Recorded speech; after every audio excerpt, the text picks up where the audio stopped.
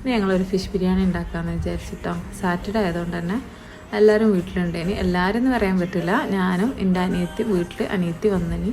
അപ്പോൾ അവളും ഒക്കെ ഉള്ളതുകൊണ്ട് അവൾ ഫിഷ് ബിരിയാണിയൊക്കെ നന്നായിട്ട് ഉണ്ടാക്കും. നല്ല തലശ്ശേരി ബിരിയാണി സ്റ്റൈലിലൊക്കെ ഉണ്ടാക്കും കേട്ടോ. അപ്പം അവളാണ് ബിരിയാണി ഉണ്ടാക്കാൻ വേണ്ടിയിട്ട് ഒരുങ്ങിയത്.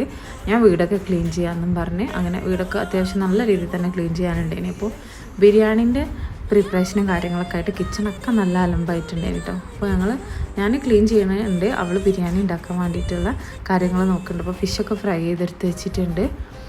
എന്നിട്ട് നെയ്ച്ചോറ് ഉണ്ടാക്കുകയാണ്. ഞാൻ അതിൻ്റെ ഇടയ്ക്ക് അലക്കി ഉണക്കി വെച്ച ഉണങ്ങിയ ഡ്രസ്സൊക്കെ നന്നായിട്ട് മടക്കി വൃത്തിയാക്കി വെക്കുകയാണ്. ആമിക്കുട്ടി കാർട്ടൂൺ കാണുന്നുണ്ട്. ഐശുവിന് ക്ലാസ് ഉണ്ട്, സെക്കൻഡ് സാറ്റർഡേ വെച്ച് ബാക്കി എല്ലാ ദിവസവും അവൾക്ക് ക്ലാസ് ഉണ്ട്. ഉള്ള ടോയ്സൊക്കെ എല്ലായിടത്തും വാരി വിതറിയിട്ട് വെക്കുകയാണ്. അപ്പോൾ അതൊക്കെ എടുത്ത് എല്ലാം നല്ല രീതിയിൽ എടുത്ത് വെക്കുകയാണ്.